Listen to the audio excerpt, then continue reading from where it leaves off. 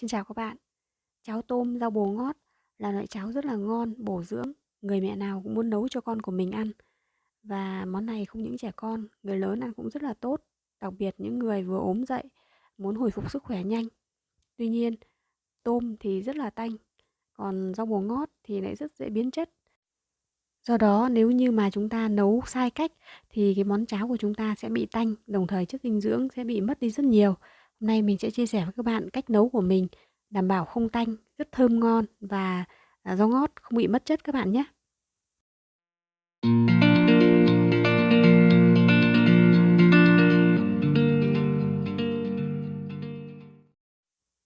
Để nấu món cháo tôm rau ngót ngày hôm nay thì mình có chuẩn bị ở đây là 200 g rau ngót, vẫn còn cả cọng mình chưa nhặt. 180 g tôm mình đã ngâm với 1 thìa cà phê muối và 3 thìa canh rượu nấu ăn để cho nó giã đông một cách tốt nhất. Đây cũng là một biện pháp để cho nó giảm mùi tanh đấy các bạn. Trước hết mình sẽ nhặt rau ngót. Khi nhặt rau ngót chúng ta phải lật cả mặt dưới mặt trên, chúng ta nhìn này thật kỹ. Bởi vì rau ngót là cái loại rau mà phía dưới lá của nó rất hay có nhện. Nhện nó làm tổ, nó đẻ trứng ở dưới lá. Cái cành rau ngót này của mình ấy, nó có hoa rồi. Do vậy mình phải dứt từng lá như thế này để mình loại bỏ cái phần hoa đi. Thế còn nếu như mà cái rau ngót của các bạn nó chưa có hoa ấy, thì chúng ta cứ cầm cả cành chúng ta tuốt cho nó nhanh cũng được. Nhưng mà nhớ là phải quan sát mặt dưới mặt trên của cả cành nhé các bạn nhé. Sau khi nhặt xong thì mình sẽ rửa thật sạch bằng nhiều nước. Các bạn cố gắng đừng có bóp để cho rau nó không bị nát nhé. Nếu như rau ngót bị nát thì cái phần dinh dưỡng của nó sẽ ra ngoài rất là nhiều.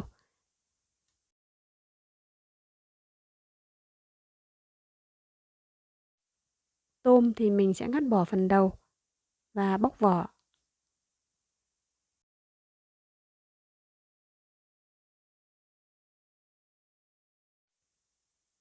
Sau khi bóc vỏ xong thì chúng ta sẽ dùng cái tăm, chúng ta xiên vào cái đốt thứ hai từ dưới lên và chúng ta sẽ móc ra cái phần ruột của cái con tôm.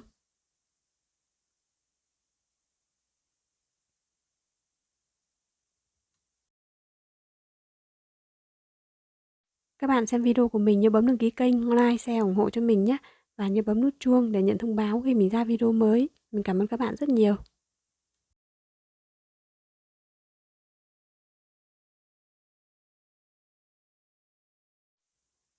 Mình đã chuẩn bị xong tất cả rồi. Và hôm nay mình sẽ nấu cháo bằng cơm nguội chứ không nấu bằng gạo các bạn nhé.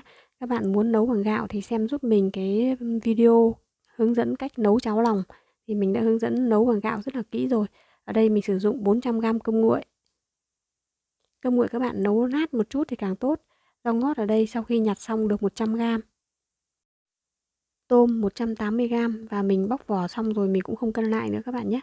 Nước mắm mình sử dụng 2 thìa canh. Dầu ăn khoảng 2 thìa canh. Ngoài ra mình còn sử dụng thêm khoảng 1,2 lít nước.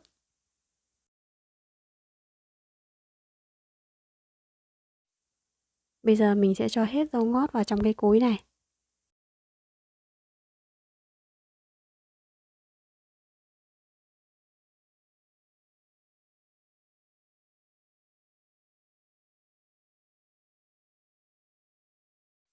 Mình sẽ cho thêm khoảng 100 ml nước và mình sẽ xay cho thật nhỏ ra các bạn nhé.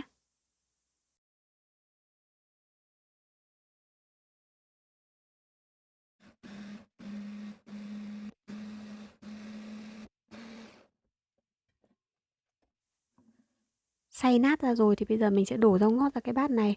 Nếu như các bé nhà các bạn ấy mới tập ăn thì các bạn nên cẩn thận, chúng ta lọc ra, lấy phần nước thôi các bạn nhé, bỏ phần bã đi. Và bây giờ mình sẽ cho vào đây 80 ml nước và cho tôm vào, mình luộc.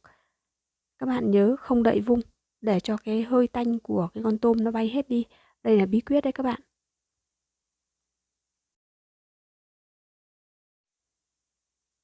Mình luộc rất ít nước, do vậy con tôm mình cần phải lật lên các bạn nhé, để cho nó chín đều cả hai mặt.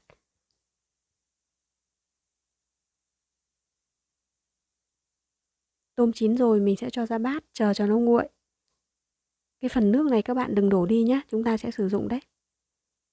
Khi tôm nguội rồi mình sẽ cho vào cối và xay nát ra, tùy theo các bé nhà các bạn lớn hay nhỏ mà chúng ta sẽ xay thật kỹ hay là xay rối. Hôm nay mình sẽ xay thật kỹ. Và khi chúng ta xay tôm, chúng ta xay tôm chín như thế này này, thì thứ nhất là cái tôm của chúng ta sẽ giảm đi mùi tanh. Thứ hai là chúng ta xay nhỏ được.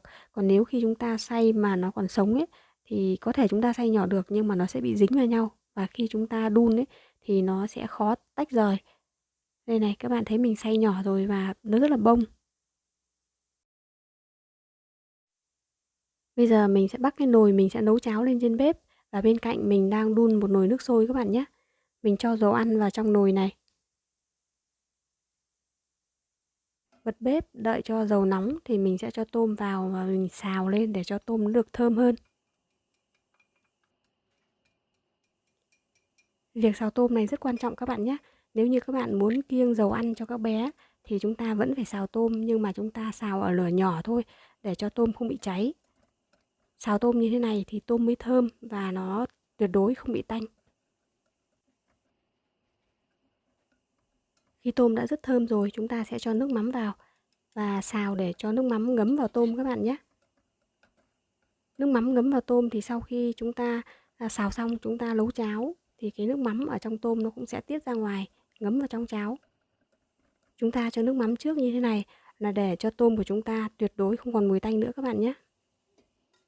Bây giờ cho cơm nguội vào và mình sẽ cho nước vào luôn. Vì tôm của chúng ta đang nóng cho nên chúng ta sẽ phải dùng nước sôi để nấu cháo các bạn nhé. Nồi nước sôi mình đun ở bên cạnh rồi, bây giờ mình sẽ tráng cái nồi nước mình vừa mới luộc tôm để cho đỡ phí. Cái nước này rất là ngọt. Các bạn lưu ý không dùng nước lạnh nhé.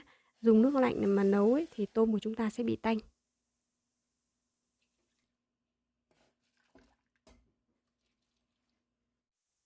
Bây giờ chúng ta sẽ dùng thìa dầm cho cơm nguội của chúng ta nó đỡ vón cục, nó nát rời nhau ra.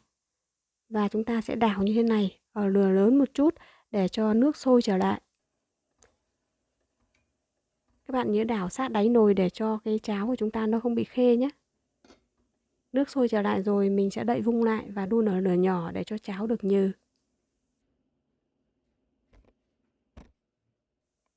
Tùy theo cơm của chúng ta là cơm nát hay khô mà cái thời gian chúng ta ninh nhừ này nó khác nhau. Khi kiểm tra thấy cháo nhừ như ý rồi thì chúng ta sẽ cho nước rau ngót vào. Vì nồi cháo đang sôi mà nước rau ngót lại không nhiều cho nên mình cho như thế này nó sẽ sôi trở lại ngay. Các bạn nhớ bật cho bếp nó hơi to lửa lên một chút các bạn nhé. Chúng ta sẽ phải đảo liên tục như thế này, sát xuống dưới đáy nồi để cho cháo không bị khê. Và chúng ta đảo trong khoảng 3 đến 4 phút là được rồi các bạn nhé. Chúng ta cũng sẽ nếm thử xem gia vị đã phù hợp chưa. Nếu chưa phù hợp thì chúng ta có thể nêm thêm. Nếu mặn thì chúng ta cho thêm nước sôi, còn nếu nhạt thì chúng ta cho thêm một chút nước mắm vào. Tuy nhiên nấu cho trẻ nhỏ thì chúng ta không nên cho nhiều mắm quá, hơi nhạt một chút cũng được các bạn nhé. Còn mì chính và hạt nêm thì đừng nên cho, bởi vì tôm rất là ngọt rồi. Cho những cái phần đấy vào thì trẻ con ăn sẽ không tốt. Như vậy là món cháo của mình hoàn thành rồi. Cảm ơn các bạn đã xem video của mình. Và nhớ bấm đăng ký kênh, like, share, ủng hộ cho mình nhé. Hẹn gặp lại các bạn trong những video lần sau. Cảm ơn các bạn.